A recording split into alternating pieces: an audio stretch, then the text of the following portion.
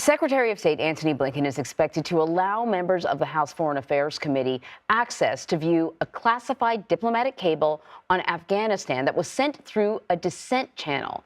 It ends a standoff that's been going on for months now between GOP lawmakers and the State Department over the U.S. withdrawal from Afghanistan. So joining us now to talk about this is CBS News correspondent Christina Ruffini. So a lot of people are not going to know what a dissent channel is. I had to look it up. So can you tell us what it is and why it's being shared now?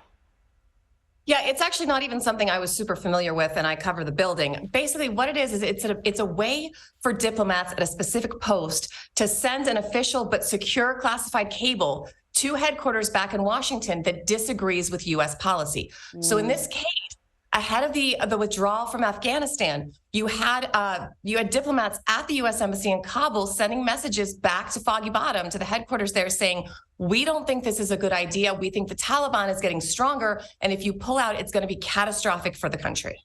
Okay, so then why have Blinken and lawmakers disagreed on whether or not to share this cable? Well, the secretary has argued that this is an important part of diplomacy, that staff members and diplomats at the State Department need to feel like they can go against the official U.S. policy. They can disagree with Washington and have their opinions made secure. The State Department says it was very concerned about the identities of these people sending these cables. They didn't want them being called to publicly testify. You know, they didn't want their cover blown, essentially, because they dared to disagree with what the White House policy was. And they said they needed to protect that so that people feel comfortable giving their honest opinions to help inform policymaking. Now, Republicans on the House Foreign Affairs Committee had argued that's all well and good. But when the White House released this, after action report, it was only a couple pages and it didn't get into any of the stuff we had questions about.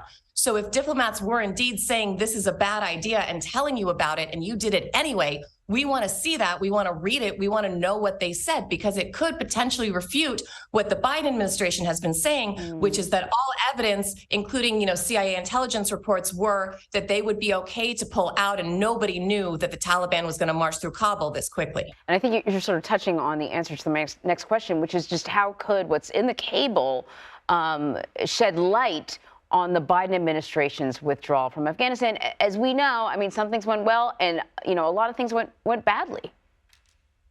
I think most things went not well, especially in those final days. Look, I mean, it was a very bipartisan issue at the time. We were working, members of Congress were working, anybody who had ever worked with anyone in Afghanistan. It was like, all political barriers down. Let's try to get people out. It was chaotic. It was crazy. And then, of course, there was a suicide bomber at the gate and people died. So I've spoken to some of the families of those Marines who were killed at the gate. They believe that their loved ones' deaths are directly attributable to the disorganized withdrawal, to bad planning, to lack of foresight from the administration. And those families have been lobbying members of Congress, and often Republican members of Congress, who are now in charge of the House. Yeah, and not to mention a post-withdrawal Afghanistan, what we've seen are girls' schools closed down. We've seen widespread poverty, economic instability. Afghanistan is not where it was prior to the withdrawal. What does this... Some of the worst hunger crises on the planet right now are in Afghanistan. There you go. Thanks for not mincing words. What does this decision mean for how Congress and the State Department may interact moving forward? I mean, there were a couple tense moments there. At one point, Chairman McCall was threatening to hold Blinken in contempt if he didn't show him this cable.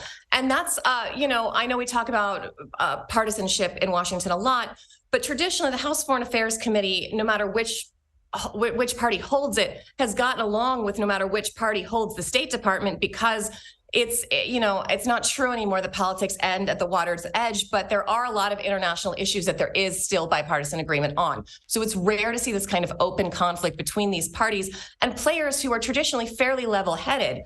Blinken dug his heels in. McCall said, we need to see it. And they reached this arrangement where the State Department said, okay, you can see it, but in order to protect our diplomats and these names, you have to come to the State Department and view the cable. And that was considered an acceptable compromise. Then there was the issue is, well, will other people on the committee be able to see it?